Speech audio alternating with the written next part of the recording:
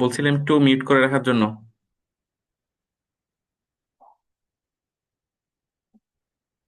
জি, বিসমিল্লাহির রহমানির রহিম।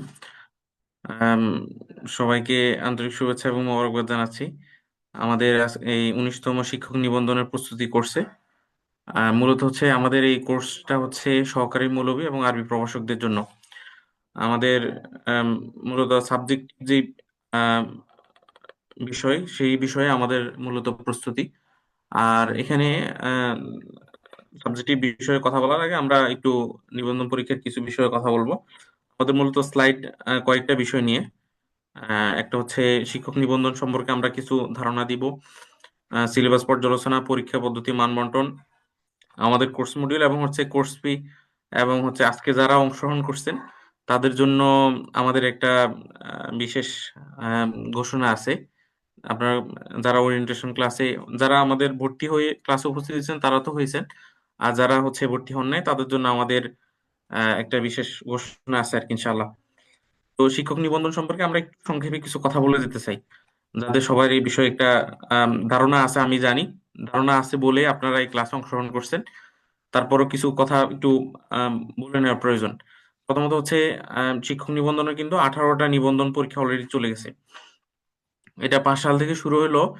আমরা যে গণবিজ্ঞপ্তিতে নিয়োগ দেখতেছি এটা কিন্তু আগে হতো না। প্রথম হচ্ছে এমনিতেই সার্টিফিকেট দিত, ওই সার্টিফিকেট অনুযায়ী মাদ্রাসার কমিটিগুলো নিয়োগ দিত।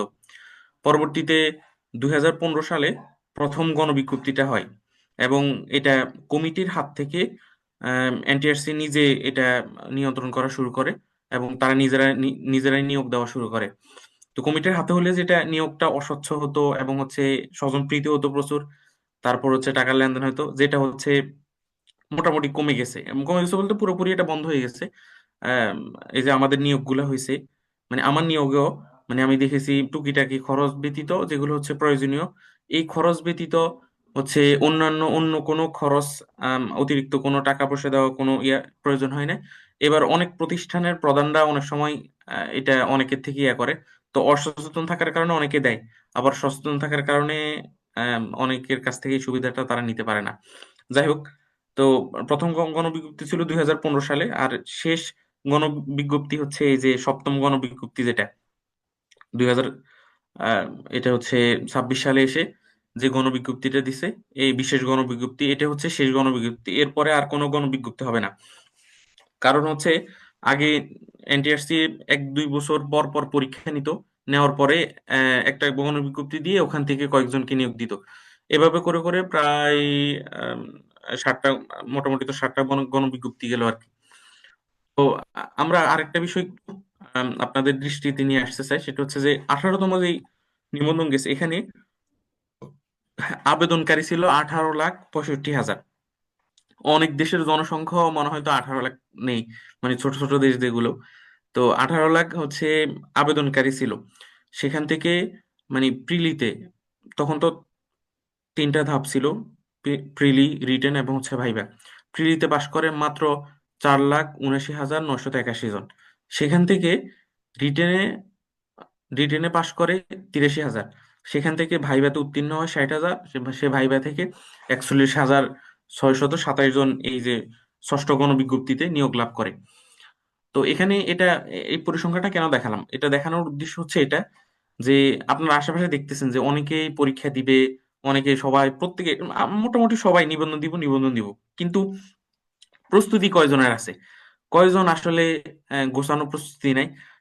মূলত এই গোছানো প্রস্তুতির অভাবেই অনেকেই ঝরে পড়ে।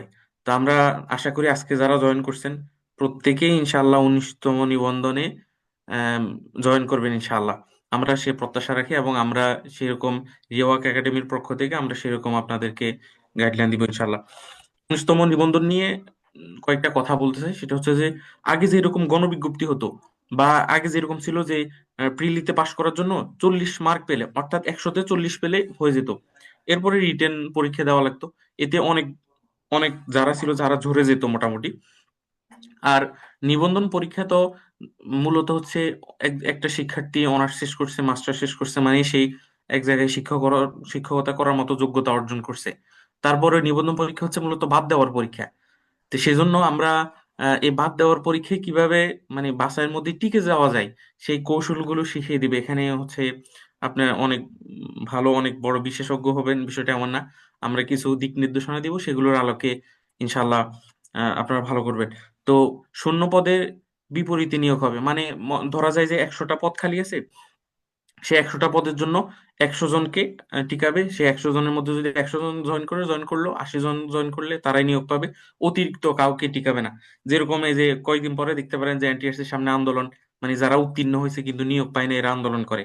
তো এরকম করার আর কোনো সুযোগ নেই। আর নিয়োগ কার্যক্রম খুবই দ্রুত হবে, আমরা অন্য স্লাইডে এই বিষয় নিয়ে আলোচনা করব। এবং প্রায় এখন মানে সামনের বছরের শূন্যপদ সহ প্রায় 60,000-এর মতো শূন্যপদ আছে। আমরা আরবি প্রভাষকের বিষয় পদের বিষয়ে একটু কথা বলে নিতে চাই। এবং হচ্ছে আরবি প্রভাষক এই যে গত সপ্তম গণবিজ্ঞপ্তিতে, মানে এই যে পঞ্চম গণবিজ্ঞপ্তিতে আরবি প্রভাষকের পদ খালি ছিল 2200 পদের মতো। ষষ্ঠ গণবিজ্ঞপ্তিতে সেটা এসে দাঁড়াইছে 1677টা। আর সপ্তম গণবিজ্ঞপ্তিতে সেটা এসে দাঁড়াইছে 280টা।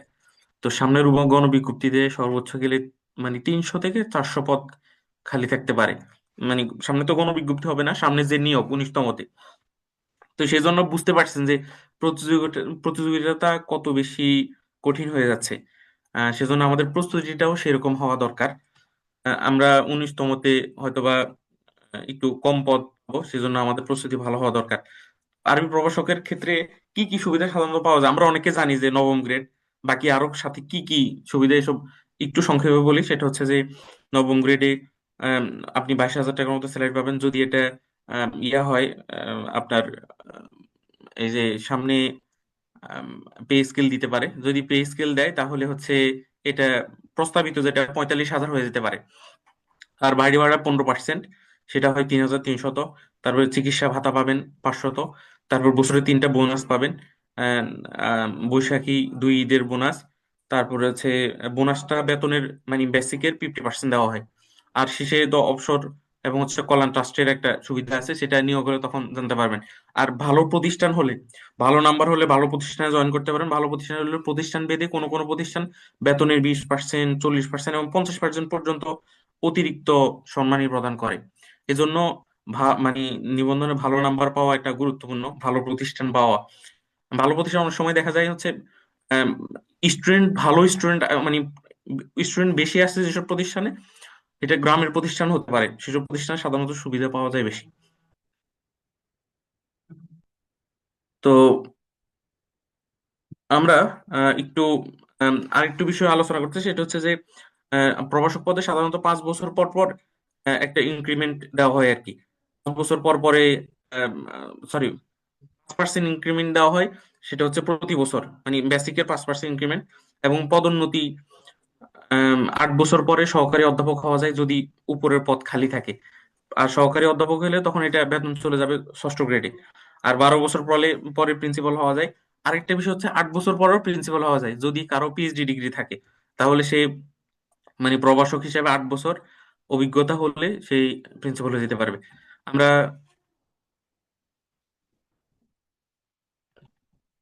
সহকারী মূলবী পদ সম্পর্কে আহ, খুব একটা বলবো না, সংক্ষেপে শুধু একটু এতটুকু বলে যাই যে হচ্ছে মানে সবচেয়ে বেশি খালি আছে সহকারী মূলবী পদে। ষষ্ঠ গণবিজ্ঞপ্তিতে 8,000 মতো খালি ছিল, সপ্তম গণবিজ্ঞপ্তিতে 4,000 আছে। এরপরেও প্রায় 3 থেকে 3,500 বা 4,000-এর মতো খালি থাকবে আহ, আহ, নবম শিক্ষক নিবন্ধন, 19তম শিক্ষক নিবন্ধনে ইনশাল্লাহ। আর এখানে অবশ্যই একটু ভুল হয়েছে। সহকারী মৌলবীর স্যালারি হচ্ছে আহ, যারা হচ্ছে ফাজিল দিয়ে ঢুকবে তাদের জন্য 11তম গ্রেড।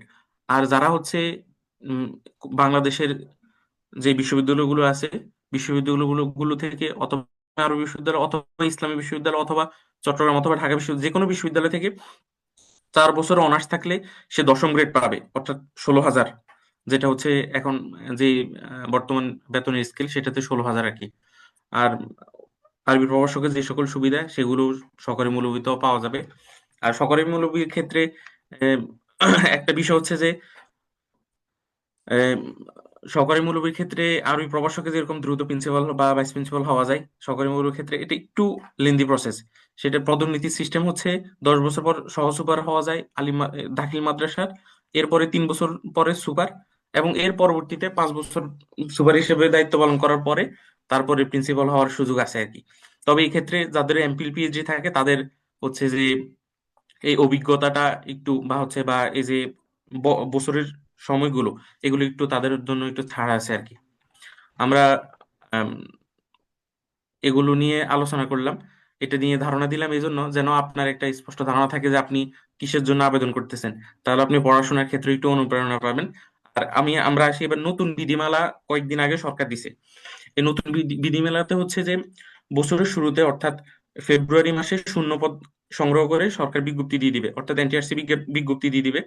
এবং ওই বিজ্ঞপ্তিতে শূন্যপদ যে সংগ্রহ করবে সেখানে পুরো একদম ডিসেম্বর পর্যন্ত, কোন প্রতিষ্ঠান ডিসেম্বর পর্যন্ত কোন কোন পদ খালি হবে সেগুলোর তথ্য ওনারা আগে নিয়ে নেবেন।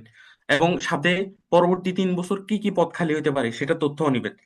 এরপর বিজ্ঞপ্তি প্রকাশ করবে, করে বিজ্ঞপ্তি প্রকাশের 1.5 মাসের মাথায় অর্থাৎ 45 দিনের মাথায় কিন্তু পরীক্ষা শুরু হয়ে যাবে। এজন্য আমরা কোর্স আরো পরে শুরু করতে চাইছি, কিন্তু দেখলাম যে বিজ্ঞপ্তি প্রকাশের পরে 1.5 মাসের মাথায় যে সিলেবাসটা মানে আনঅফিসিয়ালি আমরা পাইছি, এটা আসলে অনেক কঠিন আমাদের পক্ষে।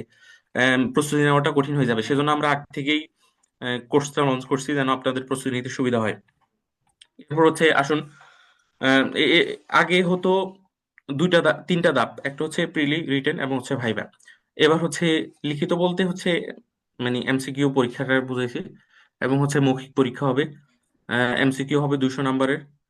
তো আরবি প্রভাষক এবং সহকারী মুরব্বীর ক্ষেত্রে যেটা প্রস্তাবনা দেওয়া হয়েছে, 140 নম্বর হচ্ছে সাবজেক্টিভ, এবং 60 নম্বর হচ্ছে বাংলা, ইংরেজি, সাধারণ জ্ঞান এবং হচ্ছে গণিত। তো এটা কার্যকর হবে কি হবে না এখনো পুরোপুরি নিশ্চিত না। যদি এটা কার্যকর হয় তাহলে তো 140 নম্বর, অর্থাৎ আমরা যে সাবজেক্টিভের প্রস্তুতি নিচ্ছি এটার উপরে আমার চাকরিটা নির্ভর করবে। সেজন্য আমরা সাবজেক্টিভ বিষয়ে গুরুত্ব দিতে হবে। আর হচ্ছে আহ, এতে পাস নাম্বার হচ্ছে 40%, অর্থাৎ 80 নাম্বার। আর এই ল- প্রাথমিক ধাপে পাশ করানো হবে দ্বিগুণ, অর্থাৎ যদি 80টা পদ খালি থাকে অথবা 1000 পদ খালি থাকে তাহলে আহ, আনুপাতিক হারে যেটা বলা হয়েছে 1000 পদ খালি থাকলে 2000 মানুষকে পাশ করানো হবে মৌখিক পরীক্ষার জন্য। এবং মৌখিক পরীক্ষাতে 1000 পদ খালি আছে, 1000 জন মানুষকে পাশ করানো হবে। তো মৌখিক পরীক্ষাতে 20 নাম্বার থাকবে, সেখানে আগে হচ্ছে মৌখিক পরীক্ষার নাম্বারটা যুক্ত হতো না, কিন্তু সামনে থেকে মৌখিক পরীক্ষার নাম্বারটাও সার্টিফিকেটের সাথে যুক্ত হবে। নিবন্ধন পরীক্ষা পাশ করার যে সার্টিফিকেট, সেই সার্টিফিকেটের নমুনা আমরা একটু পরে দেখাবো। তো এই মৌখিক পরীক্ষা হচ্ছে পাশ নাম্বার হচ্ছে 8, মানে 20-এর মধ্যে 8 পেতে হবে। এবং এই নিয়োগে কোনো কোনো বিজ্ঞপ্তি হবে না, এবং পাশের সাথে সাথে নিয়োগ হয়ে যাবে, খুব দ্রুত নিয়োগ কার্যক্রম সম্পন্ন হবে। আমরা আশা করি যদি ফেব্রুয়ারিতে বিজ্ঞপ্তি দেয় অথবা মার্চে বিজ্ঞপ্তি দেয়, মার্চে বিজ্ঞপ্তি দেওয়ার সম্ভাবনাটা বেশি, যদিও এনটিআরসি চেয়ারম্যান বলছে যে ফেব্রুয়ারিতে হতে পারে। তো মার্চে যদি বিজ্ঞপ্তি দেয় তাহলে আপনার এই বিজ্ঞপ্তিটা, নিয়োগটা আশা করি নভেম্বর ডিসেম্বরের ভিতরে হয়ে যাবে ইনশাল্লাহ। তো এই যে আমরা 140 নম্বরের প্রশ্ন বলছি সাবজেক্টিভ, এই সাবজেক্টের মধ্যে জ্ঞানমূলক থাকবে 40%, অর্থাৎ 56টা প্রশ্ন। অর্থাৎ আমরা যেটা বলি মানে এক কথা মানে সাধারণ যে প্রশ্নগুলো, এই প্রশ্নগুলো আর অনুধাবনমূলক থাকবে 20%, 42টা প্রশ্ন। প্রয়োগমূলক থাকবে 20%, 28টা প্রশ্ন, এবং উচ্চতর দক্ষতা থাকবে 10%, 14টা প্রশ্ন। তো এটা হচ্ছে আপনি এনটিআরসি যখন চূড়ান্ত ভাবে পাশ করবেন তখন আপনাকে এরকম একটা সার্টিফিকেট দিবে, যেটা আপনার নিয়োগের ক্ষেত্রে কাজে লাগবে। আপনারা এখানে দেখতে পাচ্ছেন যে রিটেন এক্সামের নাম্বারটা, ফুল মার্কস কত, কত নাম্বার আপনি পাইছেন এটা, এবং টোটাল। তাহলে আগে ছিল শুধুমাত্র রিটেনের নাম্বার, এখন হচ্ছে রিটেন এবং হচ্ছে ভাইবা দুইটার নাম্বারে এখানে যুক্ত করা হবে। এরপর আসি আমরা স্লাইডে। সিলেবাস নিয়ে আমি আলোচনা করব না, সিলেবাস সুন্দরভাবে সাজিয়ে বিশ্লেষণ করে আপনাদেরকে দেওয়া হবে, আমি সংক্ষেপে এখানে নিয়ে আসছি। এবার সিলেবাস অনেক বেশি ব্যাপক। এটা যদি 8 থেকে প্রশ্ন জানলে কোনোভাবে সম্ভব না। আপনারা দেখতে পাচ্ছেন যে 11টা ক্যাটাগরিতে ভাগ করছে। যারা সিলেবাসটা একবার দেখছেন তারা তো বুঝতে পারছেন, অনেকগুলো সূরা, তরজমা এবং তাফসিরে অনেকগুলো সূরা আছে, এবং উসুল তাফসির আছে, হাদিস আছে, উসুল হাদিস আছে, ফিক, উসুল ফিক, আরবি ভাষা ও ব্যাকরণ, এরপর হচ্ছে আরবি সাহিত্যের ইতিহাস আলাদা করে নিয়ে আসছে। এরপর ভাষাগত দক্ষতার মধ্যে আরবি গদ্য পদ্য আলাদা নিয়ে আসছে। এরপরে বালাগাত মান্তিক, এগুলো কোনো কিছু ছিল না। বালাগাত মান্তিকও ছিল না, উসুলে ফিক, উসুলে তাফসির, এগুলো কোনো কিছু ছিল না আগে। আগে শুধু পরীক্ষা হতো তাফসির, হাদিস, ফিক এবং হচ্ছে আরবি ব্যাকরণ এবং হচ্ছে আরবি সাহিত্যের কিছু অংশের উপরে। কিন্তু এখন সেই বিষয়টা আরো অনেক বেশি ব্যাপক এবং বিস্তৃত হয়ে গেছে। তো আমরা আহ, একটু আমরা একটু গোছালো প্রস্তুতি যদি নিতে পারি তাহলে আশা করি ইনশাআল্লাহ ভালো কিছু হবে। তো আমরা প্রত্যেক একটা ক্লাসের শিডিউল আগে দিয়ে দিব, তারিখ বার এবং হচ্ছে বিষয় এবং আম, ইয়ে সহ। আর এই ক্লাসের শিডিউল গুলো অনুযায়ী হবে। আমরা সাধারণত সপ্তাহে 3টা করে ক্লাস হবে ইনশাল্লাহ। আর আমাদের এখানে আমরা কোর্সের যখন অ্যানাউন্সমেন্ট দিছি তখন সেখানে আমরা ঘোষণা করছিলাম যে হচ্ছে আমাদের এখানে আমরা প্রায় 70টার মতো ক্লাস নিব। আমরা একটা কোর্স মডিউল তৈরি করছি, এখানে একটু ল্যাপটপের সমস্যার কারণে শেয়ার দিতে পারতেছি না।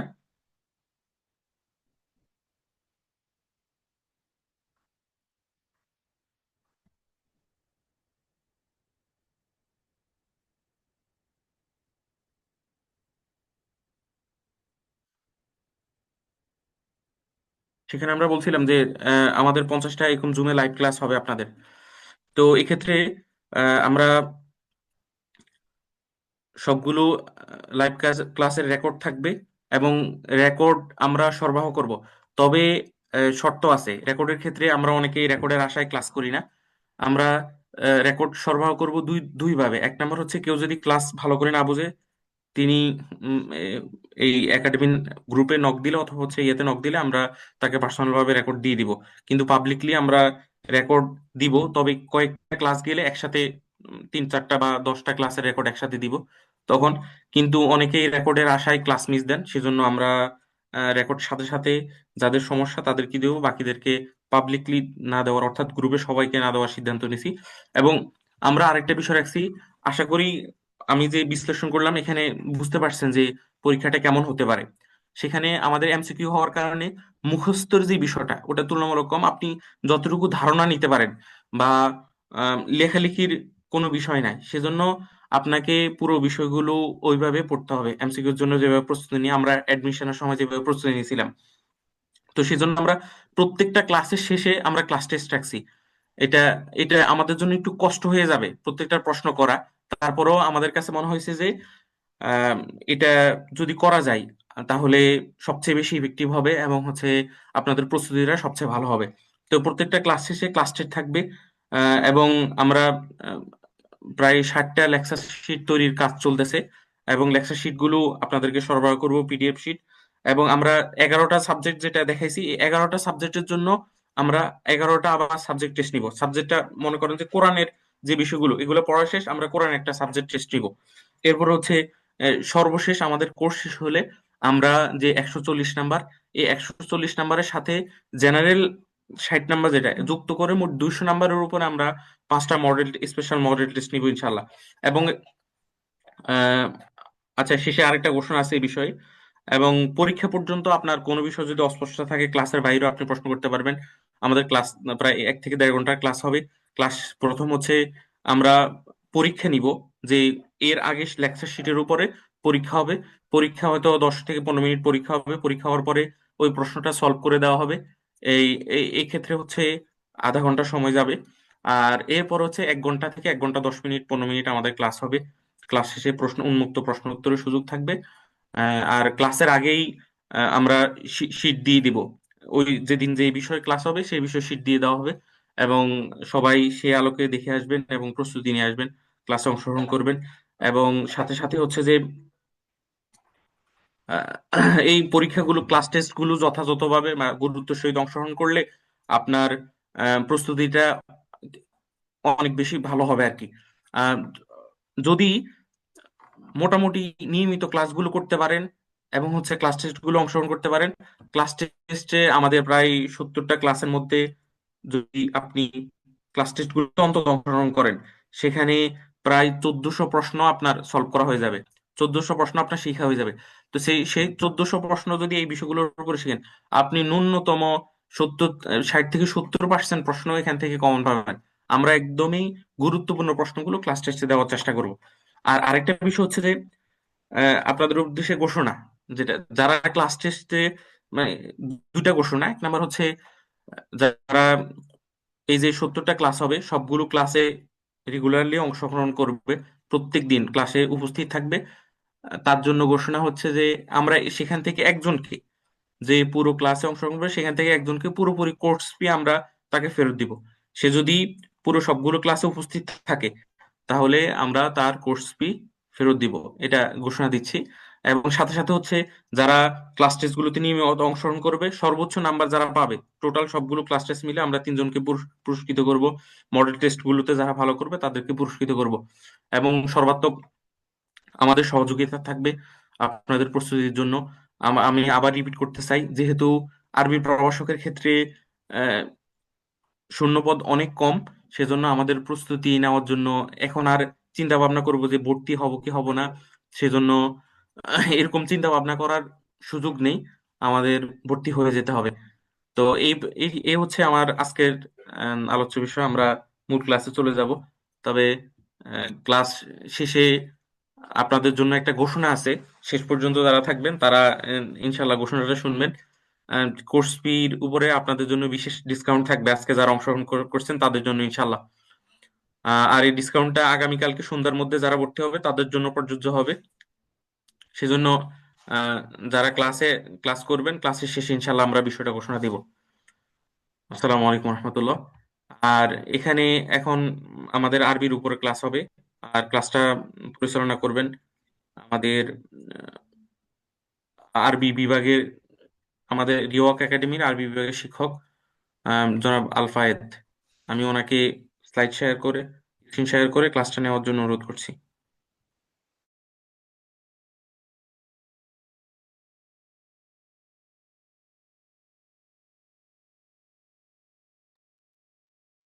আসসালামু আলাইকুম রহমতুল্লাহ বরকাত। আমার কথা শোনা যাচ্ছে কি? জি, শোনা যাচ্ছে। জি, জি, ওয়ালাইকুম শোনা যাচ্ছে। আসসালাম।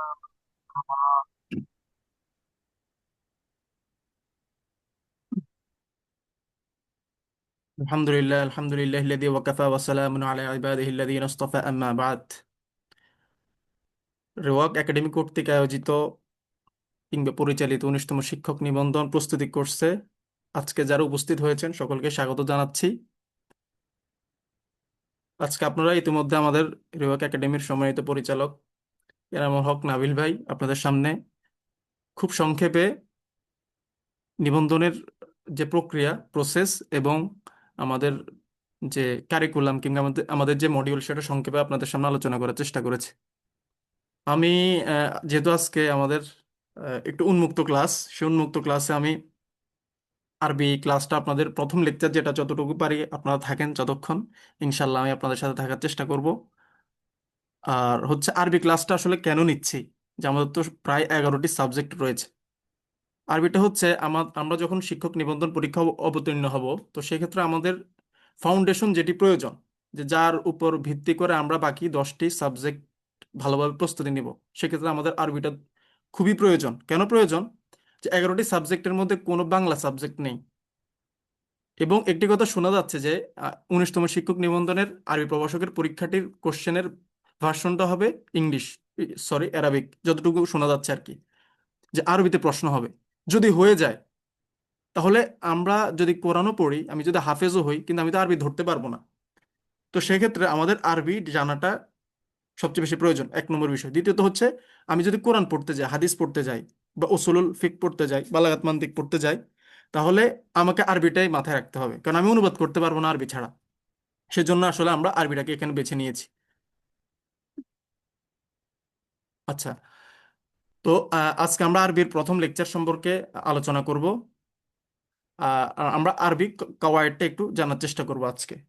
আমাদের যে আরবি মডিউলগুলো বা যে লেকচারগুলো থাকবে, আমরা 15টার মতো ক্লাস নেব আরবিতে, হ্যাঁ, 15 থেকে 17টা ক্লাস। এই 17টা ক্লাসের ভিতরে আমরা ইলমুন নাহু, ইলমুস সরফ একদম কমপ্লিটলি শেষ করবো ইনশাল্লাহ। আরেকটি বিষয় বলে রাখছি, সেটা হচ্ছে আমাদের যে সিলেবাসটা রয়েছে সেখানে আমাদের মাবাদিউল আরবিয়ার কথা বলা হয়েছে, হেদায়াতুন নাহুর কথা বলা হয়েছে। তো হেদায়েতুন নাহু আমরা সামনে রেখেছি যখন আমরা শিটগুলো তৈরি করেছি, কিন্তু হেদায়েতুন নাহুর মধ্যে পর্যাপ্ত পরিমাণ প্র্যাকটিসে নাই, সেখানে শুধু 12টা লেখা আছে বা টেক্সট। তো সেক্ষেত্রে আমরা টেক্সট থেকে উপকৃত হওয়ার সম্ভাবনাটা খুবই কম। কেন? কারণ প্র্যাকটিস নাই পাশে। আবার অনেকগুলো বিষয় আমাদের সামনে অনেক কঠিনভাবে উপস্থাপন করা হয়েছে, যেটা আধুনিক আরবি বইগুলোর মধ্যে অনেক সহজভাবে উপস্থাপন করা হয়েছে, অনেক কৌশল রয়েছে সেখানে।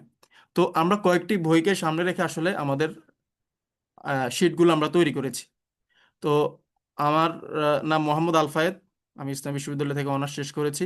তো আপনাদের সাথে আস্তে আস্তে ইনশাল্লাহ পরিচিত হব।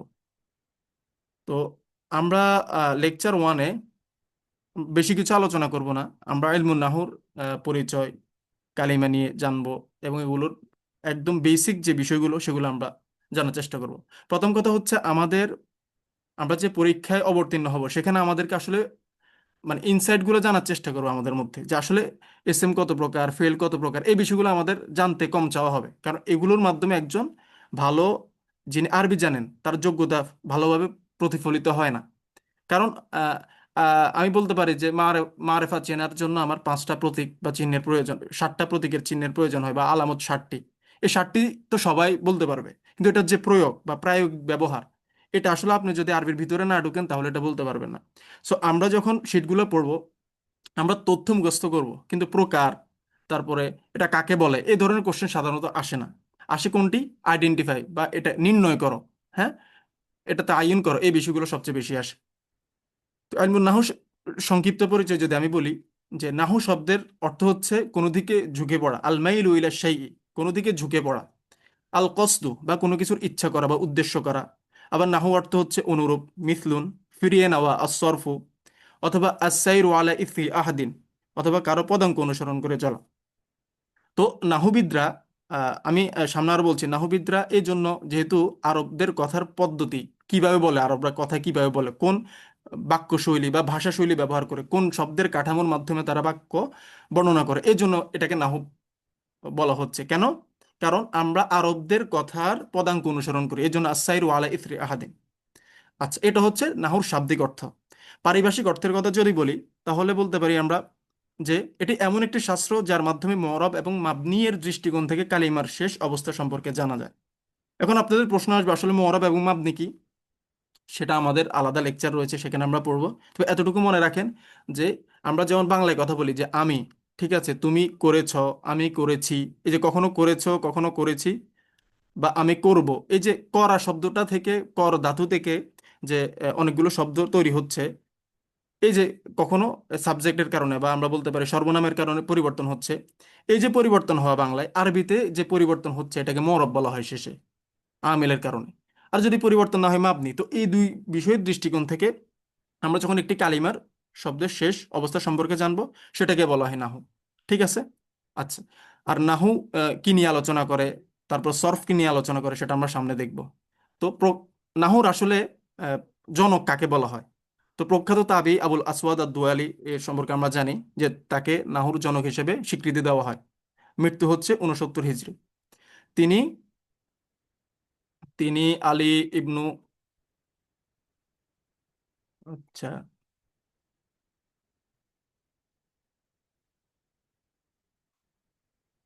আচ্ছা, ইলমুন নাহর জনক হিসেবে তিনি প্রসিদ্ধ। তিনি আলী রাদিয়াল্লাহু তাআলা আনহুর ইঙ্গিতে শাস্ত্র প্রবর্তন করেন। একই সাথে তিনি হরকত প্রদান করেন। আমরা অনেকে বলে থাকি যে হাজ্জাজ বিন ইউসুফ হরকত প্রদান করেন, আসলে হাজ্জাজ বিন ইউসুফের নির্দেশনা ছিল, ঠিক আছে, কিন্তু বলা হয়ে থাকে, কিন্তু সবচেয়ে বিশুদ্ধ মত হচ্ছে তিনি হরকত প্রদান করেন। আচ্ছা। আর নাহুর নামকে নাহু কেন রাখা হয়েছে, এর একটি ইতিহাস রয়েছে। ইতিহাসটা হচ্ছে, আপনারা অবশ্য অবগত যে সূরা তাওবার একটি আয়াত রয়েছে, ইন্নাল্লাহা বারিউম মিন আউযু বিল্লাহি মিনাশ শাইতানির রাজিম ইন্নাল্লাহা বারিউম মিনাল মুশরিকিন ওয়া রাসূলুহু। তো একজন পড়ছিলেন ইন্নাল্লাহা বারিউম মিনাল মুশরিকিন ওয়া রাসূলিহি, মানে হচ্ছে আল্লাহ তাআলা মুশরিক এবং তার রাসূল থেকে মুক্ত। ঠিক আছে? তো এই যে, যেখানে বলা হচ্ছে আল্লাহ এবং আল্লাহর রাসূল মুশরিকদের থেকে মুক্ত বা পবিত্র, সেখানে অর্থটা হয়ে যাচ্ছে কি, যে আল্লাহ এবং আল্লাহ, আল্লাহ মুশরিক এবং আল্লাহ রাসূল থেকে পবিত্র, পুরো বিকৃত হয়ে যাচ্ছে জাস্ট শুধু একটি হরকতের কারণে। এই জন্য তিনি যখন শুনছিলেন, তখন আলী রাদিয়াল্লাহু তাআলা আনহুর কাছে বিষয়টা বললেন। তখন তিনি, আলী রাদিয়াল্লাহু তাআলা আনহু তাকে বললেন যে এই বিষয় কোন একটি বিষয় রচনা করো। তো তিনি কি বললেন, যে যা কোনো কিছু নাম বোঝায় তাকে বলা হয় এসএম, ঠিক আছে, যা কোনো নামকে নাড়াচাড়া করায় আর কি, ঠিক আছে, হারাকাতুল ইসমি, হারাকাতুল ইসমি, এরকম একটা শব্দ রয়েছে। তখন সেটাকে বলা হয় ফেল। আর যা ইসিমও না ফেলও না সেটা হরফ। তখন আলী রাদিয়াল্লাহু তাআলা আনহু বললেন উনহু হাদান নাহওয়া, ঠিক আছে, যে এর অনুকূলে তুমি কিছু অনুরূপ তৈরি করো। তার আলী রাদিয়াল্লাহু তাআলা আনহুর মুখ নিঃসৃত বাণী থেকেই মূলত এই নাহর নামকরণটা করা হয়েছে। ইলমুন নাহু আসলে কি নিয়ে আলোচনা করে? ইলমুন নাহু চারটা বিষয় নিয়ে আলোচনা করে। একটি হচ্ছে ইসম নিয়ে আলোচনা করে। আমরা এখন যে পরিভাষাগুলো পড়ছি মরব মাবনি, অনেকে হয়তো বুঝতে পারবেন না, এগুলো আমরা বিস্তারিত ইনশাল্লাহ পড়বো। ইলমুন নাহু চারটি বিষয় নিয়ে আলোচনা করে। একটি হচ্ছে যে ইলমুন নাহু কয়েকটি কালিমার সমষ্টি, হ্যাঁ। একটি কালিমা তিনটি বিষয় হতে পারে, একটা হলো এসএম, একটা হলো ফেল, একটা হরফ। এসএম ফেল হরফ কি সেটা আমরা সামনে জানবো। কিন্তু এসএম ফেল হরফ মানে যত আরবি শব্দ রয়েছে তিনটার বাইরে নাই, সবকিছু এই তিনটার ভিতরে। তাহলে এই তিনটার ভিতরে যে আমরা পার্থক্য করব, এই পার্থক্যটা আমাদেরকে করে দিবে হচ্ছে ইলমুন নাহু। ইলমুন নাহু শেখার মাধ্যমে আমরা এসএম কোনটা, ফেল কোনটা, হরফ কোনটা এটা শিখতে পারবো। দ্বিতীয়ত হচ্ছে ইলমুন নাহু শেখার মাধ্যমে আমরা মরব এবং মাবনি আলাদা করতে পারবো। মরব মাবনি কি জিনিস এতটুকু মাথায় রাখেন যে আমরা এই দুটি বিষয় আলাদা করতে পারবো। মারফু, মানসুব, মাজরুর, মাজজুম, এগুলো হচ্ছে এরবের অবস্থান নাম। এগুলোকে আমরা পৃথক করতে পারবো। আমেল নির্ধারণ করতে পারবো। আমেল মানে হচ্ছে কোনো একটি শব্দ আসার কারণে তার পরবর্তী শব্দের মধ্যে পরিবর্তন হওয়া। যদি শব্দটি পরিবর্তন করে তাহলে সেটিকে আমেল বলা হয়। আর যার উপর পরিবর্তন সাধিত হয় তাকে মামুল বলা হয়। মারফু হচ্ছে এমন কতিপয় এসেম যেগুলো সাধারণত রফা গ্রহণ করে থাকে। আচ্ছা, এখন রফা গ্রহণ করা মানে কি সেটা আমরা সামনে জানবো ইনশাল্লাহ। মৌরব থেকে মাবনি পৃথক করা। মৌরব থেকে মাবনি পৃথক করা মানে কি?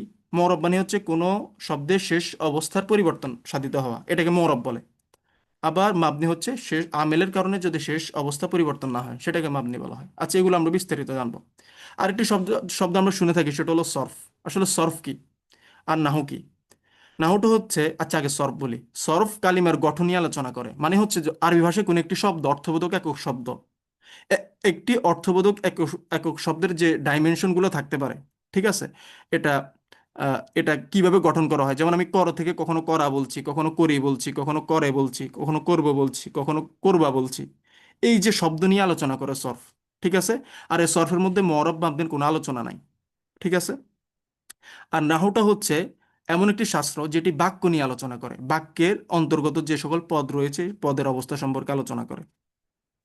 এটা হলো, তো আমি যে বিষয়গুলো এতক্ষণ আলোচনা করছি এগুলো আসলে আমি না বললেও আপনারা মানে পারবেন, এগুলো নিজেরা পড়লেই বুঝবেন। তো আমরা যে বিষয়গুলো সামনে পড়বো সেগুলো একটু গুরুত্বপূর্ণ। সেটা হচ্ছে আমরা আল কালিমা ওয়াল কালাম ওয়াল মুফরদ ওয়াল মুরাক্কাব, এগুলো আসলে কি বিষয় এগুলো নিয়ে একটু আমরা আলোচনা করি। এগুলো হচ্ছে একদম বেসিক আরবির, এগুলোর উপর ভিত্তি করে আমরা সামনের আলোচনাগুলো করব। আর এগুলো হচ্ছে এক একটি পরিভাষা।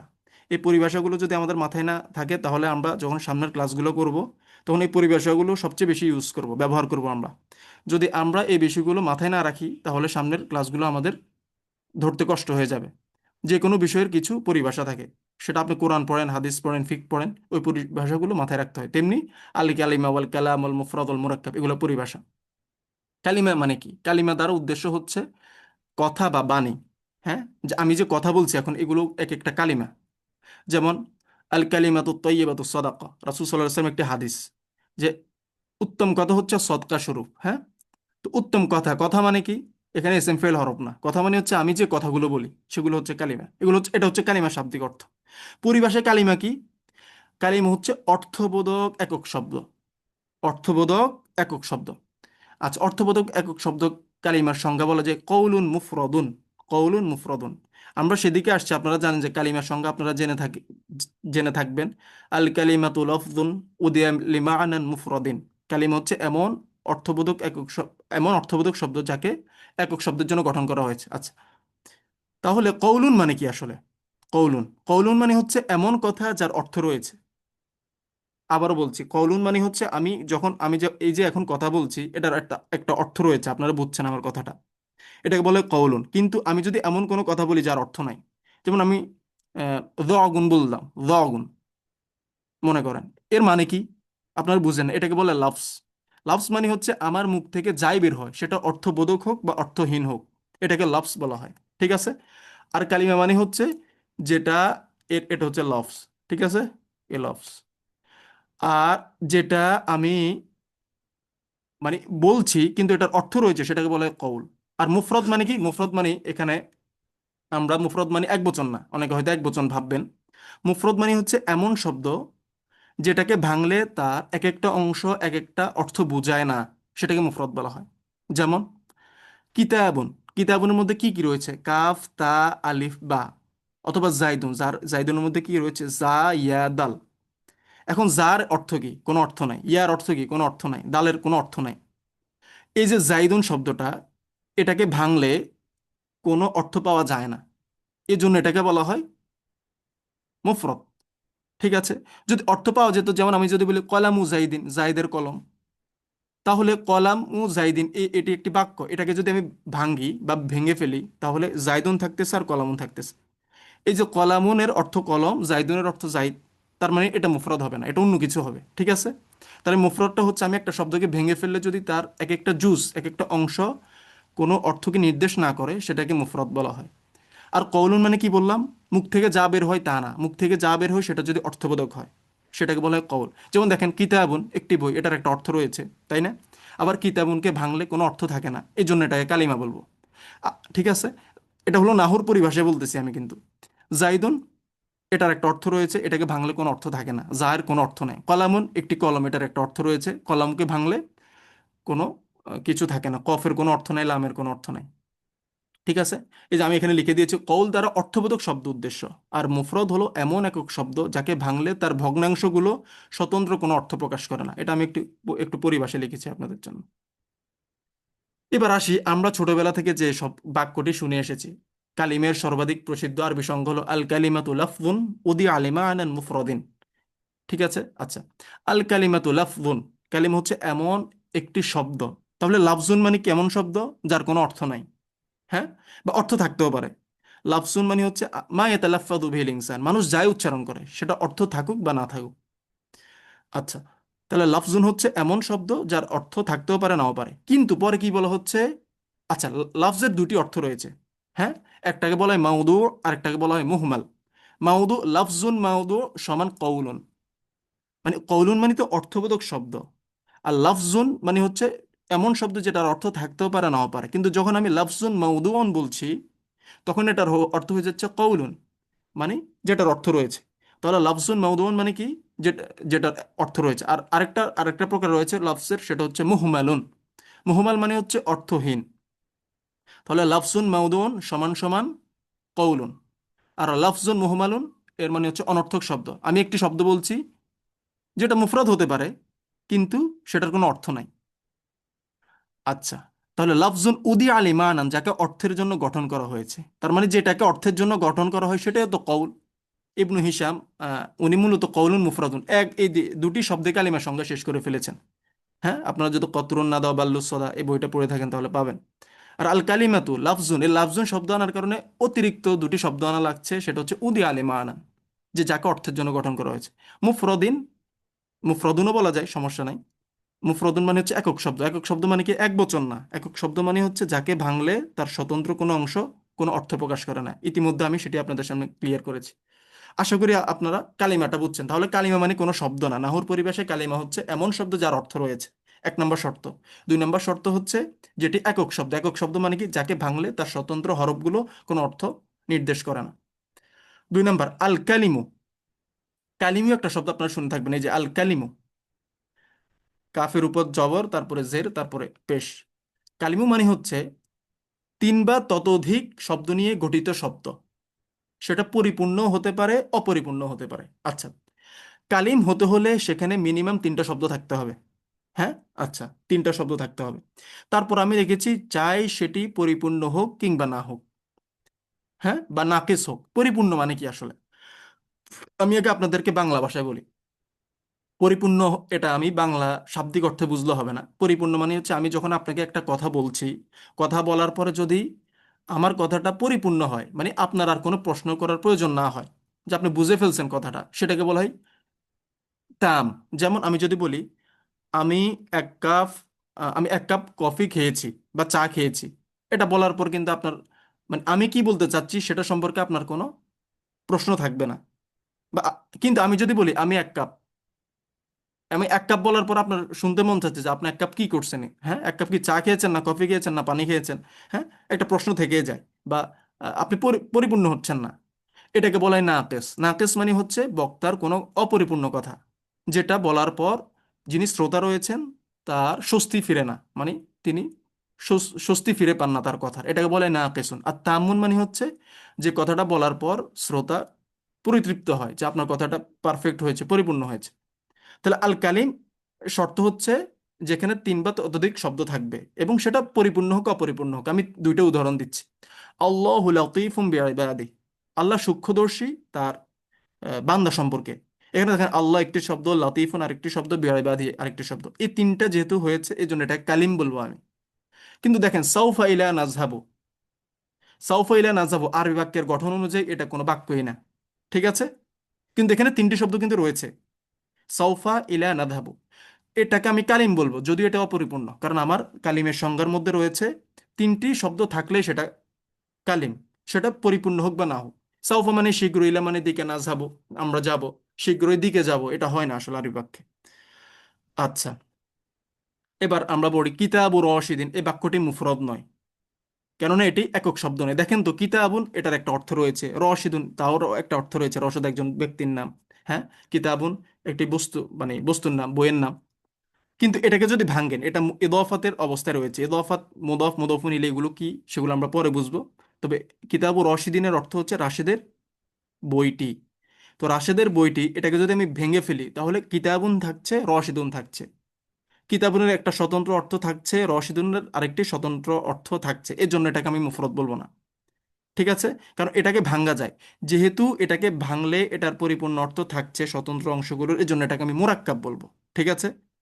তার মানে মোরাক্কাব কি? মোরাক্কাব মানে হচ্ছে এমন শব্দ যুগল বা ততোধিক শব্দ যাকে ভাঙলে স্বতন্ত্র এক একটি শব্দের অর্থ থাকে। আচ্ছা, তাহলে মোরাক্কাবের সংজ্ঞাটা কি আসলে? মোরাক্কাব হলো এমন দু বা ততোধিক শব্দের সমন্বয়ে গঠিত অর্থবোধক বাক্য যেটি পরিপূর্ণ হতে পারে অথবা অপরিপূর্ণ হতে পারে।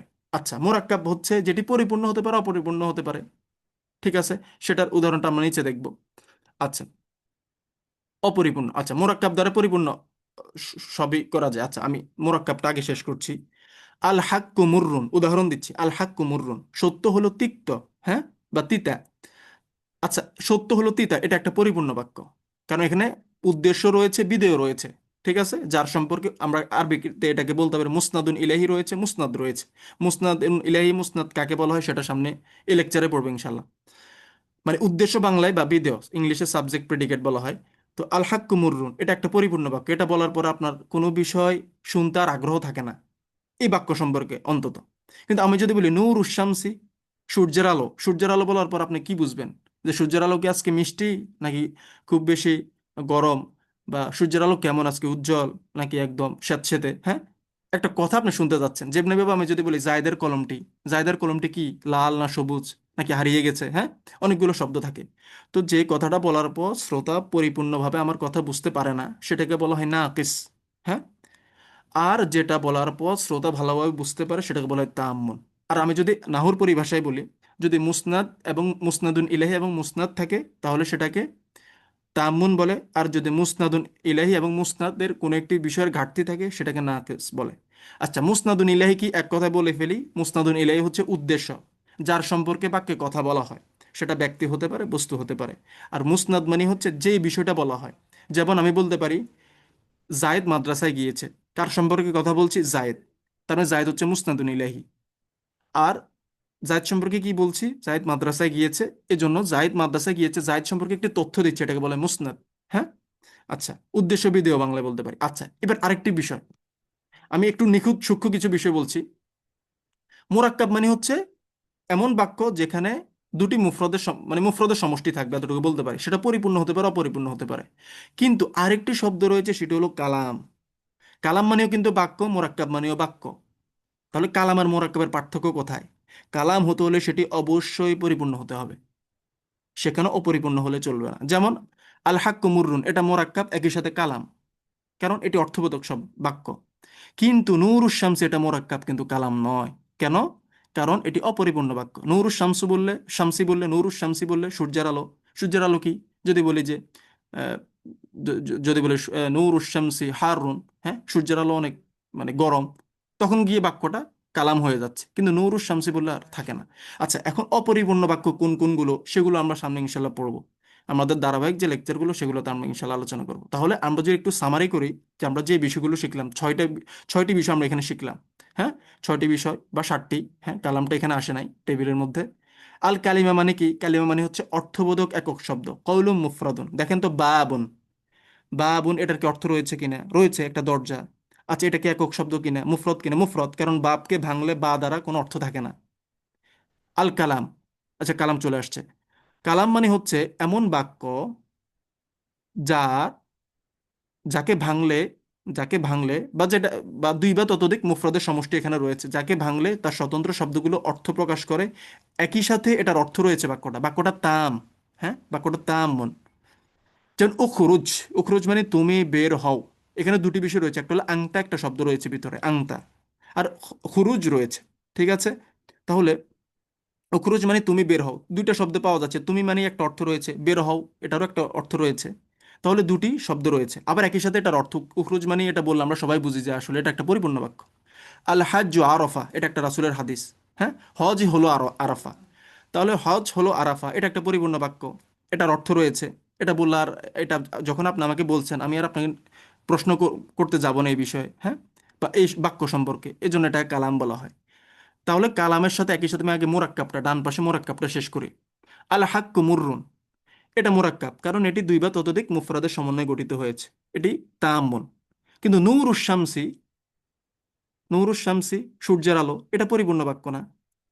কারণ সূর্যের আলো বললে আমি আরেকটি শব্দ বলতে হবে। আমি যদি বলি জায়েদের কলম, বিশ্ববিদ্যালয়ের মসজিদ, হ্যাঁ, যদি বলি বিশ্ববিদ্যালয়ের মসজিদটি নতুন, তাহলে বাক্যটা পরিপূর্ণ। কিন্তু বিশ্ববিদ্যালয়ের মসজিদ বললে যে শুনছে সে আমার দিকে তাকিয়ে থাকবে। তাহলে মুরাক্কাব মানে হচ্ছে দুই বা ততোধিক মুফরদের সমন্বয়ে গঠিত, কিন্তু সেটা পরিপূর্ণ বাক্য হতে পারে, অপরিপূর্ণ বাক্য হতে পারে। কিন্তু কালাম মানে হচ্ছে যেটি পরিপূর্ণ, পরিপূর্ণ হতে হবে। হ্যাঁ, পরিপূর্ণ হতে হবে। আর আর আল কালিম মানে কি বললাম? কালিম মানে হচ্ছে পরিপূর্ণ হতে পারে, অপরিপূর্ণ হতে পারে, তবে মিনিমাম তিনটা শব্দ থাকবে সেখানে। আল কৌল মানে কি বললাম? কৌল মানে হচ্ছে অর্থবোধক একক শব্দ, অর্থবোধক হতে হবে। জাইদুন, এটাকে ভাঙলে কোনো অর্থ থাকে না। ঠিক আছে, আহ, মানে এটা মুফরদ, তাই না? জাইদুনটা হচ্ছে মুফরদ বা এটা শব্দ। তো এটার একটা অর্থ রয়েছে, এটা এই জন্য এটাকে কৌল বলবো। কিতাবুন, এটার একটা অর্থ রয়েছে, এটা একক শব্দ, এটাকে আমি কৌল বলবো। হ্যাঁ, আচ্ছা, আসলে কৌল হতে হলে একক হওয়া জরুরি না। কৌল হতে হলে অর্থ থাকলেও হলো। হ্যাঁ, এটাকে কৌল বলে আসলে। কিন্তু লাফস বলা হয় যেটা অর্থবোধকও হতে পারে, অর্থহীনও হতে পারে। আমি লাফস বলেছিলাম দুই প্রকার, মাউদু, মুহমাল। মাউদু মানে হচ্ছে যেটা অর্থবোধক, মুহমাল মানে হচ্ছে যেটা অর্থহীন। বাইতুন, একটি ঘর, বাইতুনের একটি অর্থ রয়েছে। কিন্তু দ আগুন, এটার কোনো অর্থ নাই, কিন্তু এটাও তো শব্দ, যেহেতু আমি মুখ দিয়ে উচ্চারণ করছি। ঠিক আছে, আচ্ছা। মুরাক্কাব ছয় প্রকার। আচ্ছা, মুরাক্কাব ছয় প্রকার। আমরা এখানে ভাই একটু, একটু জি, একটু প্রশ্ন ছিল ভাই। আচ্ছা, প্রশ্নটা কি আপনি নোট করে রাখবেন? আমি দ্রুত শেষ করি তাহলে একসাথে নিই। আচ্ছা আচ্ছা, ঠিক আছে ভাই। আচ্ছা ঠিক আছে, আপনারা একটু নোট করে রাখবেন কাইন্ডলি। হ্যাঁ, আচ্ছা। মোরাক্কাব হচ্ছে ছয় প্রকার। আচ্ছা, মোরাক্কাব ছয় প্রকার কি কি? আচ্ছা, এই যে মোরাক্কাব ছয় প্রকার, এটা আপনাদের মুখস্থ করা খুব বেশি জরুরি না। ঠিক আছে, এটা নিবন্ধনের জন্য আপনাদের জন্য খুব বেশি জরুরি না, কিন্তু জরুরি হচ্ছে মোরাক্কাব কোন প্রকার কি আসলে, এটা বোঝাটা জরুরি। একটা হচ্ছে আল মুরাক্কাবুল ইসনাদি, আরেকটা হচ্ছে আল ইদাফি, আরেকটা হচ্ছে আল মুরাক্কাবুল বিনা বায়ানি, আল মুরাক্কাবুল আতফি, আল মুরাক্কাবুল মসজি, আল মুরাক্কাবুল আদাদি। আমি একটা একটা করে আপনাদেরকে বলছি। আল মুরাক্কাবুল ইসনাদিকে আল মুরাক্কাবুল জুমলা বলা হয়। হ্যাঁ, মুরাক্কাবুল ইসনাদি হচ্ছে যে বাক্য মুসনাদুন ইলাহি এবং মুসনাদের সমন্বয়ে গঠিত হয়, তাকে বলা হয় মুরাক্কাবুল ইসনাদি। আচ্ছা, মুরাক্কাব কিনা আগের তো বুঝছেন। মুরাক্কাব মানে দুই বা ততোধিক শব্দ থাকবে, সেটা অর্থবোধক থাকতে পারে, অর্থহীন থাকতে পারে। কিন্তু আল ইসনাদি বলার পরে অর্থহীনটা বিলুপ্ত হয়ে যায়। ঠিক আছে, মানে অপরিপূর্ণ, অর্থহীন বলতে সরি আফওয়ান, অর্থ মানে অপরিপূর্ণ বাক্য আর কি, যেটা বললে শ্রোতা আরো শুনতে শুনতে আগ্রহী হয়। মুসনাদুন ইলাই মানে হচ্ছে উদ্দেশ্য, সহজ কথায় মুসনাদুন ইলাই মানে হচ্ছে বাক্যে যার সম্পর্কে কথা বলা হয়, সেটা মুবতাদা হতে পারে, সেটা ফাইল হতে পারে। যেমন যাহাবা জাইদুন, জাইদ গেল, কার সম্পর্কে কথা বলছি? জাইদ, এই জন্য জাইদ মুসনাদুন ইলাহি।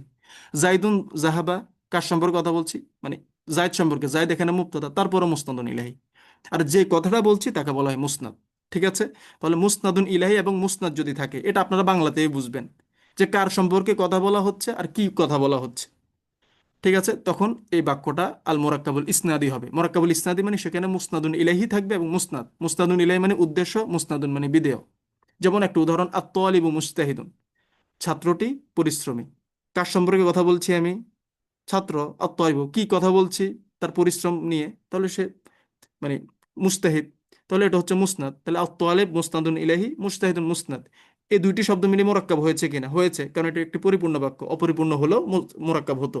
কিন্তু যেহেতু এখানে মুসনাদ এবং মুসনাদুন ইলাইহি রয়েছে, এজন্য এটাকে আমরা কি বলবো? আল মুরাক্কাবুল ইসনাদি। দ্বিতীয়ত, মুদাফ এবং মুদাফুন ইলাইহি সমন্বয়ে যে বাক্য গঠিত হয় তাকে আল মুরাক্কাবুল ইদাফি বলে। আচ্ছা, মুদাফ আর মুদাফুন ইলাইহি নিয়ে আমরা মারিফার আলোচনায় পড়বো, হ্যাঁ? কিভাবে মুদাফ এবং মুদাফুন ইলাইহি বানাতে হয়, খুব আমরা শর্টকাটে একদম সহজ ভাষায় আপনাদের সামনে উপস্থাপন করব। এতটুকু বলে রাখি, বাংলাতে যে দুটি শব্দের মাঝখানে র বা এর রয়েছে, র অথবা এর, যেমন জায়েদের কলম, মাদ্রাসার মসজিদ, হ্যাঁ, তারপরে বলতে পারি রুমের দরজা, এই যে র রয়েছে দুটি শব্দের মাঝখানে র বা এর, এ ধরনের বাক্যকে আরবিতে ইদাফাত বলা হয়। ইদাফাত, ইদাফাতের দুটি অংশ রয়েছে, একটি হচ্ছে মুদাফ আর একটি হচ্ছে মুদাফুন ইলাইহি। মুদাফুন ইলাইহি সাধারণত বাক্যের শেষে বসে, মুদাফটা আগে বসে। মুদাফুন ইলাইহির আহ, আহ, সাথে র থাকে বাংলাতে, হ্যাঁ, র থাকে, আর আরবিতে মুদাফুন ইলাইহিটা পরে বসে। আচ্ছা, মুদাফুন ইলাইহি সবসময় মাজরুর হয়, এগুলো আমি পড়াবো ইনশাল্লাহ আপনাদেরকে, মানে জাস্ট একটু হিন্টস দিয়ে দিচ্ছি আর কি। আচ্ছা দেখেন, নূরুল ইলমি, নূরুল ইলমি, জ্ঞানের নূর বা জ্ঞানের আলো বা ইলমের আলো। এখানে দেখেন বাংলাতে জ্ঞানের র বলে ফেলছি। তো মুদাফ এবং মুদাফুন ইলাইহি সমন্বয়ে যদি কোনো মোরাক্কাব গঠিত হয়, সেটাকে কি বলা হয়? আহ, আচ্ছা, আপনারা স্ক্রিনে কেউ আহ, আঁকাআঁকি করবেন না, ঠিক আছে? আচ্ছা, নূরুল আলমি, আহ, জ্ঞানের নূর। তো এই বাক্যটা অপরিপূর্ণ একটা বাক্য, মোরাক্কাবুন ইদাফি মানে অপরিপূর্ণ, এটা মাথায় রাখবেন। আমি যদি বলি নূরুল আলমি মুনতাশিরুন, হ্যাঁ, যে জ্ঞানের নূরটা ছড়িয়ে পড়ে, তাহলে কি বাক্যটা পরিপূর্ণ? কিন্তু নূরুল আলমি জ্ঞানের নূর এতটুকু বললে আসলে বাক্যটা পরিপূর্ণতা পায় না। আচ্ছা, তাহলে এটাকে মোরাক্কাবুন ইদাফি বলা হয়। আল মোরাক্কাবুল বায়ানি, মোরাক্কাব মানে হচ্ছে দুইটি শব্দ এখানে থাকবেই, এটা মাথায় রাখবেন আপনারা সবসময়। আচ্ছা, আল মোরাক্কাবুল বায়ানি, এটা আবার তিন প্রকার। এটি কাকে বলা হয় সংক্ষেপে আমি বলি। এখানে দুটি মোরাক্কাব থাকবে না, তো প্রথম বাক্যটি, মানে প্রথম শব্দটি তো থাকবে, দ্বিতীয় শব্দটি প্রথম শব্দটির অর্থ কি স্পষ্ট করে দিবে।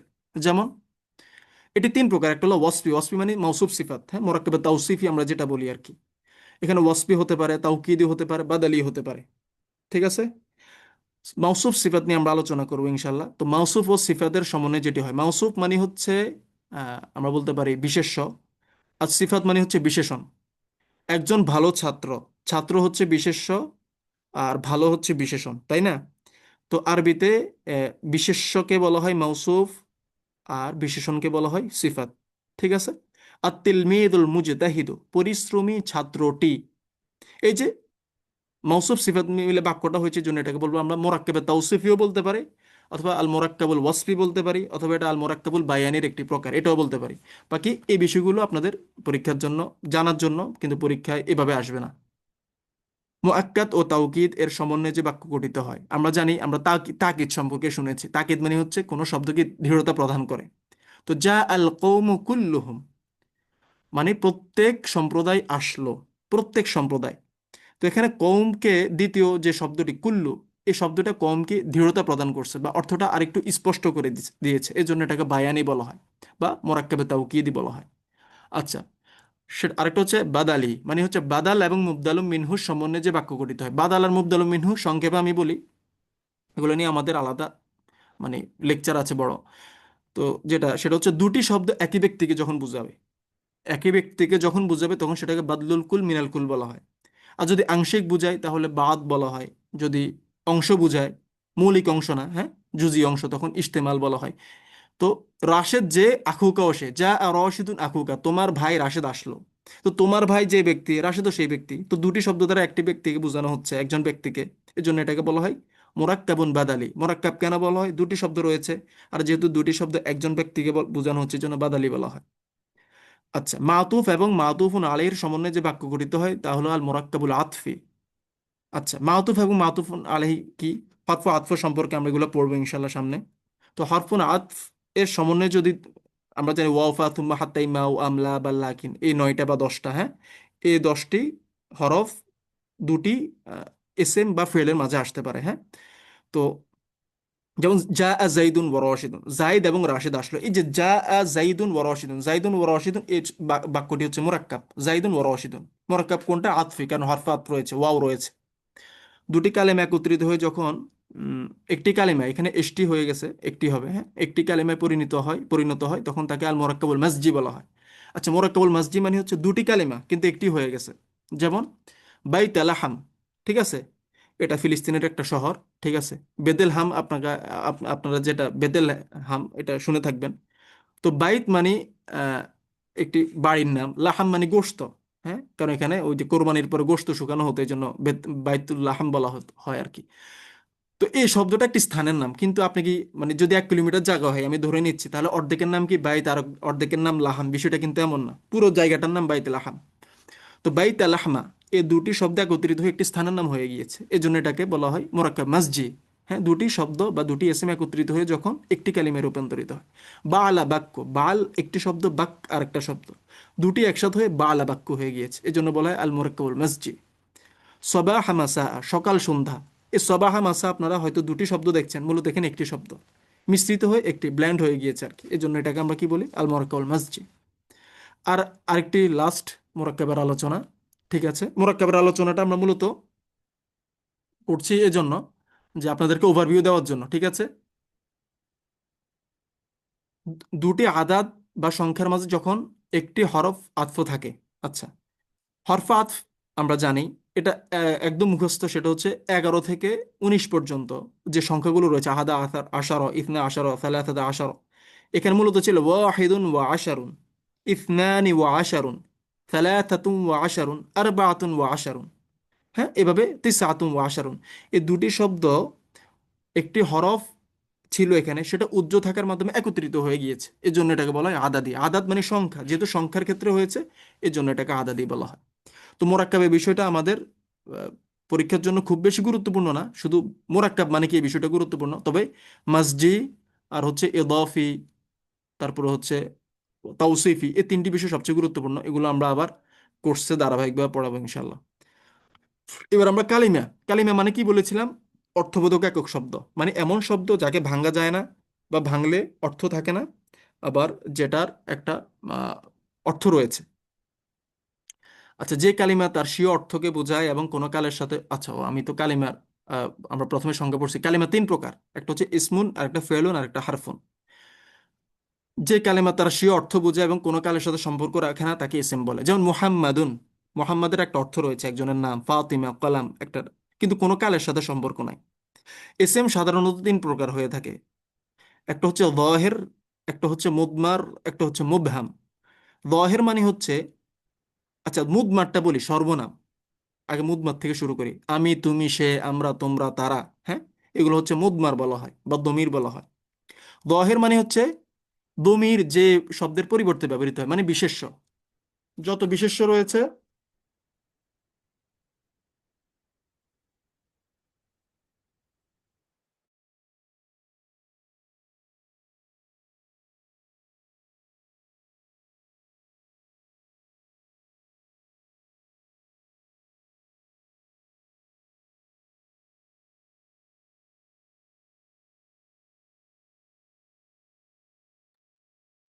আচ্ছা, মুদমার মানে হচ্ছে সর্বনাম, আর যাহির মানে হচ্ছে যেটি বিশেষ্য বলতে পারি আমরা, হ্যাঁ, বিশেষ্য, যেটা মানে নাম, নাম, সর্বনাম তো নামের পরিবর্তে ব্যবহৃত হয়, নামটা হচ্ছে বিশেষ্য। আর মুবহাম মানে হচ্ছে আমরা ইসমুল ইশারা, ইসমুল মাউসুল, যেটা দমিরও না যাহিরও না, হ্যাঁ, সেটা হলো অস্পষ্ট, হাদা দ্বারা কোনো দমিরও বোঝানো হয় না, আবার কোনো নির্দিষ্ট নামকেও বোঝানো হয় না, হ্যাঁ, এই জন্য এটাকে মুবহাম বলা হয়। যেমন ইহা, হ্যাঁ, ইনি, এগুলো আর কি। আচ্ছা, আমরা আলামতুল ইসেম এগুলো মানে আপনারা এস এম এর আলামত হয়তো 8, 10, 12টা পর্যন্ত পড়ছেন, আমরা 5টার ভিতরে একদম শেষ করে দিই আর কি, 5টার ভিতরে সবকিছু চলে আসে। তো আমি আপনাদের কাছে আজকে, লেকচার শেষ হয়ে যাবে কিন্তু সময় বেশি হয়ে যাচ্ছে, আর সময় নিচ্ছি না, ইনশাল্লাহ আজকে এ পর্যন্তই থাকবে। তো আপনাদের প্রতি অনেক অনেক কৃতজ্ঞতা, অনেক ধৈর্য ধরে আপনারা ক্লাসে ছিলেন অনেকক্ষণ যাবত, আমাকে মনোযোগ দিয়ে শোনার জন্য আপনাদেরকে কৃতজ্ঞতা জানাচ্ছি। আর কয়েকজনের সম্ভবত প্রশ্ন ছিল আলোচনার উপরে, প্রশ্ন করতে পারেন।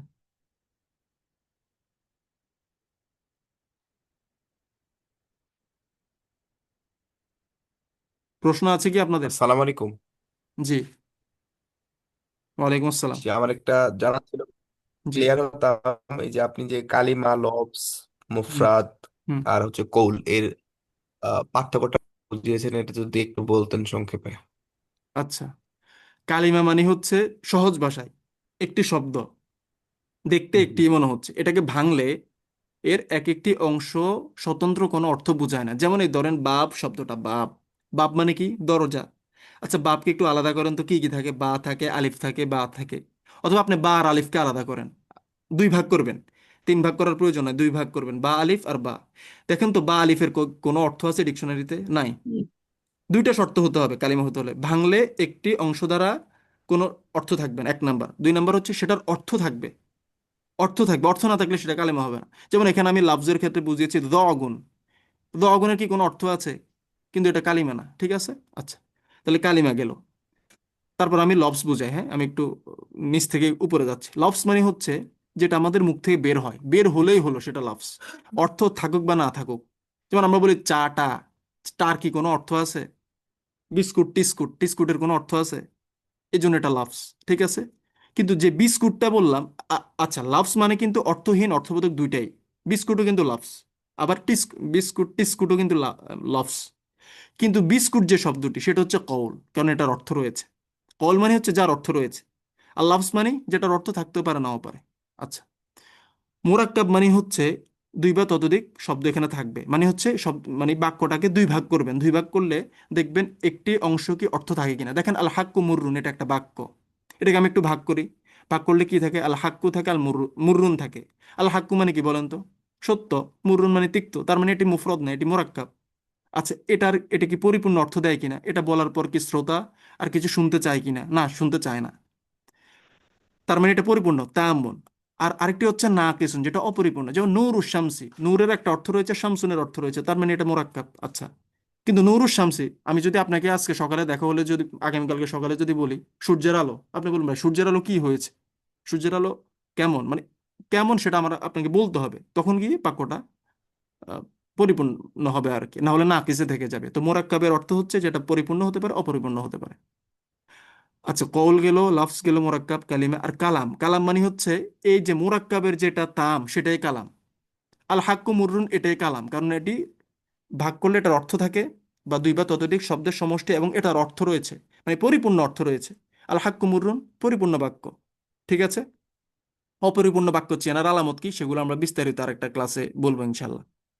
আর আল কালিম বলছি তিন বা ততোধিক শব্দ থাকবে, এবং এই তিনটা শব্দ আপনার পরিপূর্ণ মানে অর্থ পরিপূর্ণ থাকতেও পারে, নাও পারে। যেমন সাউফা ইলা নাযহাবু, হ্যাঁ, সাউফা ইলা নাযহাবু, এটার কোনো অর্থ নাই, শাব্দিক অর্থ আছে কিন্তু বাক্যে এটা ব্যবহার ভুল ব্যবহার, এই জন্য এটা কালিম হবে, হ্যাঁ, কিন্তু এটা কালাম হবে না।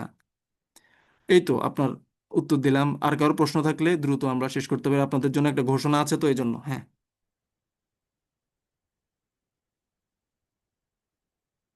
ঠিক আছে, সম্ভবত আর কোনো প্রশ্ন নেই। আহ, আমি নাবিল ভাইকে অনুরোধ করছি কথা বলার জন্য। ভাই আমার একটা প্রশ্ন ছিল, ওই যে জুমলা আর কালামের মধ্যে সংক্ষেপে বা সূক্ষ্ম কি পার্থক্য আছে, এটা একটু যদি বলতেন।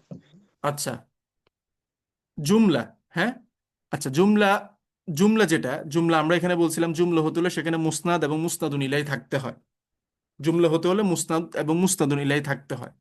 আর কালাম যেটা, কালামকেও জুমলা বলা যায়, কোনো সমস্যা নাই। কালাম আর জুমলা এখানে মৌলিক কোনো পার্থক্য নাই, ঠিক আছে?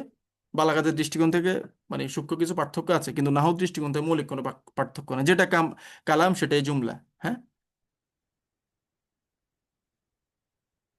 আচ্ছা, আর কোনো প্রশ্ন না থাকলে যেহেতু অনেক রাত হয়ে গিয়েছে, আমরা ভাইয়ের কাছে চলে যাই।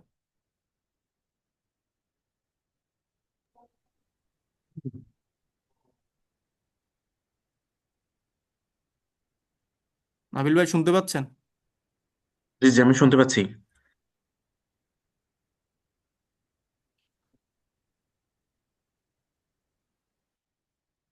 জি, ধন্যবাদ জানাচ্ছি আলফায়েদ ভাইকে উম, সুন্দর করে উপস্থাপনার জন্য। তো এবং যারা অংশগ্রহণ করছেন সকলের জন্য সকলের প্রতি কৃতজ্ঞতা জানাচ্ছি। আশা করি আপনারা এই কোর্স থেকে ইনশাআল্লাহ উপকৃত হবেন। তো আপনাদের জন্য যেটা বিশেষ ঘোষণা সেটা হচ্ছে যে আপনারা যারা আজকে ওরিয়েন্টেশন ক্লাসে অংশগ্রহণ করছেন কিন্তু এখনো ভর্তি কনফার্ম করেন নাই, তাদের জন্য আম, আমরা আরবি প্রভাষক পদে কোর্স ফি যেটা ধরছিলাম সেটা হচ্ছে 2000। তাদের জন্য আগামীকালকে সন্ধ্যার ভিতরে যারা ভর্তি হবে, সন্ধ্যা 6টার ভিতরে, তাদের জন্য 1500 টাকা। এবং সহকারী মৌলভী ক্ষেত্রেও আমরা এবং কিছু ডিসকাউন্ট রেখেছি, এবং সাথে সাথে উভয় কোর্স যদি একসাথে করেন সেখানে কিছু ডিসকাউন্ট আছে। তো এখানে আমি যেটা বলতে চাই সেটা হচ্ছে যে অনেকের কাছে মনে হতে পারে যে ভাই একটু কনফেয়ার করে যে হচ্ছে ভাই অমুক এটা করছে অমুক এটা। তো কে কি করছে সেটা বিষয় না, আসলে কে কতটুকু দিবে সেটা হচ্ছে গুরুত্বপূর্ণ। বা কে কতটুকু কে কোন কোর্স থেকে কতটুকু ফায়দা নিতে পারবে সেটা হচ্ছে গুরুত্বপূর্ণ। তো আমরা এখানে সর্বোচ্চটুকু দিয়ে চেষ্টা করব সহযোগিতা করার জন্য। আর যারা জয়েন করেছেন তারা কোনো না কোনো ভাবে আমাদের পরিচিত, তো সেজন্য আমাদের আত্মার আত্মীয় মানুষগুলো যেন ভালো একটা অবস্থানে যেতে পারে এবং তারা যেন ভালো কিছু করতে পারে, সেজন্য আমরা সর্বাত্মক, শুধু কোর্সের অংশ হিসেবে না, সর্বাত্মক সহযোগিতা থাকবে। এবং এই হচ্ছে আমার বিষয়। আমাদের যিনি আমাদের প্রধান পৃষ্ঠপোষক এবং হচ্ছে আমাদের পরামর্শদাতা, নোয়াখালী চন্দ্রগঞ্জ কারামতিয়া কামিল মাদ্রাসার সম্মানিত আরবির প্রভাষক মাওলানা হাফেজ মারুফ হুসাইন আমাদের সাথে আছেন। ওনাকে সংক্ষেপে কিছু কথা বলে আজকের আম, এই ক্লাসের সমাপনী টানার জন্য অনুরোধ করছি। শুনতে পাচ্ছেন? জি, আসসালামু আলাইকুম রহমতুল্লাহ। আমার কি শোনা যাচ্ছে? জি জি, শোনা যাচ্ছে।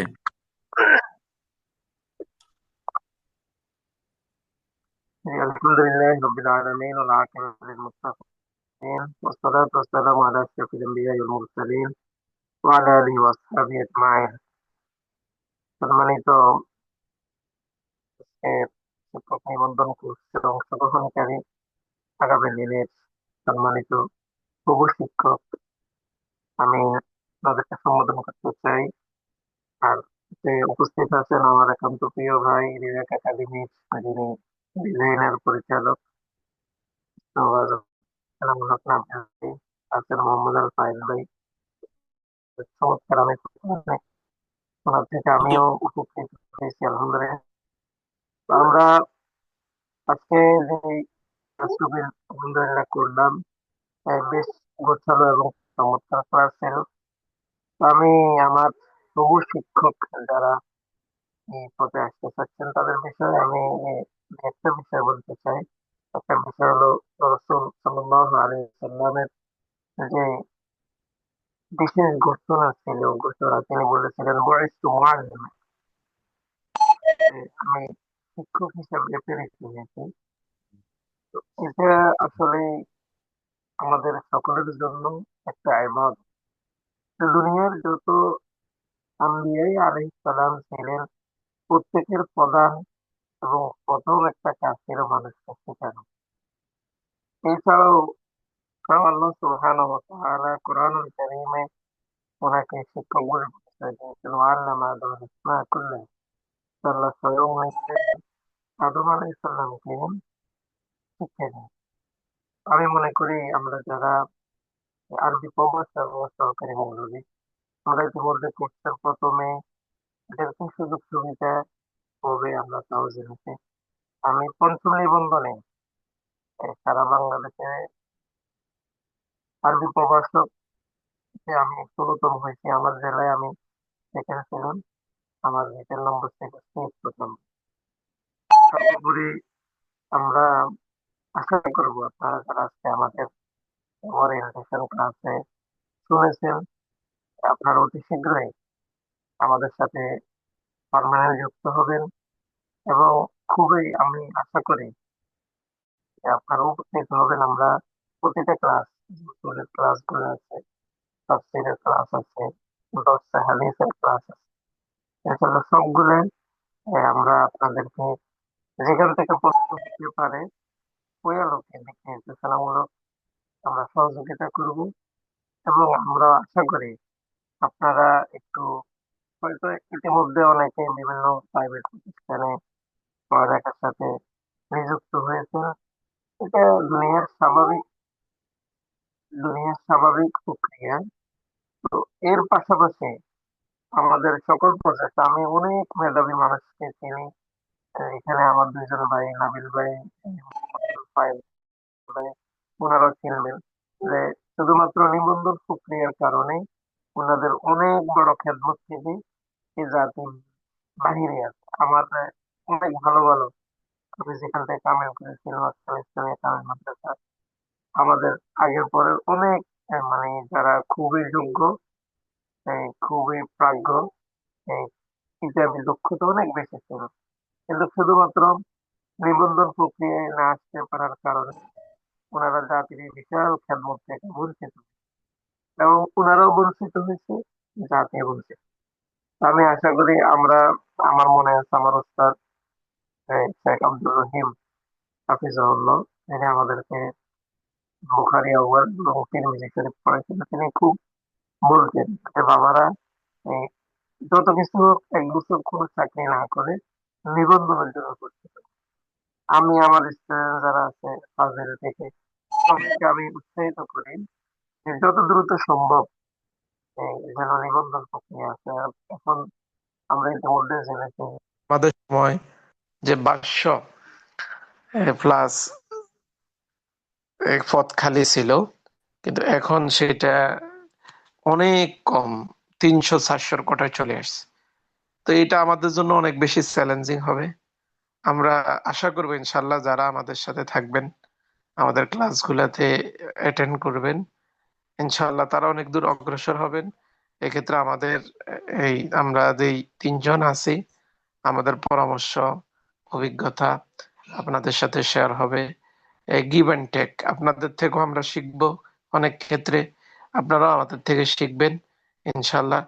আজকে অনেক রাত্রে আমাদের আজকে যিনি ক্লাস নিয়েছেন, আজকের ওস্তাদ মোহাম্মদ আল ফায়েদ, অত্যন্ত মেধাবী মানুষ, খুবই বিচক্ষণ, সব দিকে স্মার্ট। আল্লাহ ওনার হায়াতের ভিতরে বারাকা দান করুক। আর আমাদের যিনি এই মূল এই মানে থিঙ্কার, যিনি এই রিওয়াক একাডেমির এনামূলক নাবিল ভাই, উনিও বিশ্ববিদ্যালয় থেকে পড়ুয়া, চমৎকার মানুষ। আশা করি আপনারা যারা আমাদের সাথে যুক্ত হয়েছেন, ইনশাল্লাহ যেদিন শেষ হবে এবং যখন পরীক্ষা হবে, তখন ইনশাল্লাহ আমরা আপনাদের এই যুক্ত থাকার ব্যাপারে ভালো একটা ফলাফল পাবো বলে আমরা আশাবাদী। তো যারা আজকে যুক্ত হয়েছেন তারা তো ইনশাল্লাহ ভর্তি হবেনই। আমি আশা করি আপনারাও, আপনাদের মাধ্যমে আরো যারা আছে, ভাই অথবা বোন, অনেকেই আমি দেখলাম, 2-1 জন বোনও দেখলাম আছেন। তা আমরা সবাই যেন একসাথে আমরা একটা ভালো প্রস্তুতি নিয়ে নিবন্ধনের জন্য ভালো করতে পারি, সেই প্রত্যাশা, সেই কামনা করে আমি আজকের কথা এখানে শেষ করতে চাই। ইনশাল্লাহ পরবর্তী কোনো ক্লাসে আবারও আপনাদের সাথে কথা হবে, দেখা হবে, আপনাদের থেকে শিখবো। আর যতটুকু সম্ভব আপনারা আমাদের থেকে উপকৃত হবেন। ইনশাল্লাহ সবাই ভালো থাকবেন, সুস্থ থাকবেন।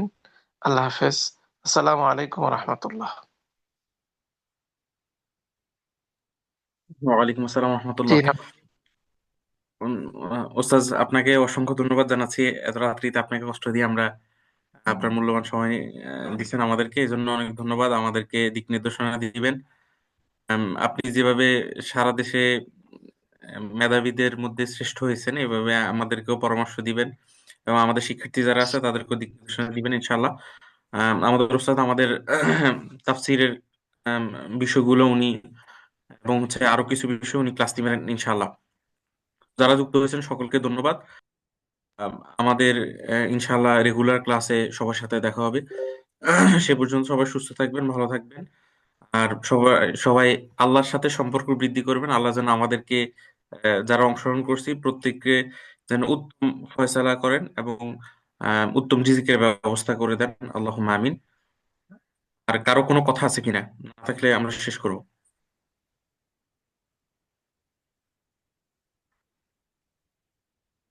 আলফাইদ ভাই কিছু বলবেন? না ভাই, আজকে আর কথা না বলি। সবাইকে ধন্যবাদ জানাচ্ছি, কৃতজ্ঞতা আহ, কষ্ট করে শোনার জন্য। ঠিক আছে, সবাইকে ধন্যবাদ। আসসালামু আলাইকুম রহমতুল্লাহ।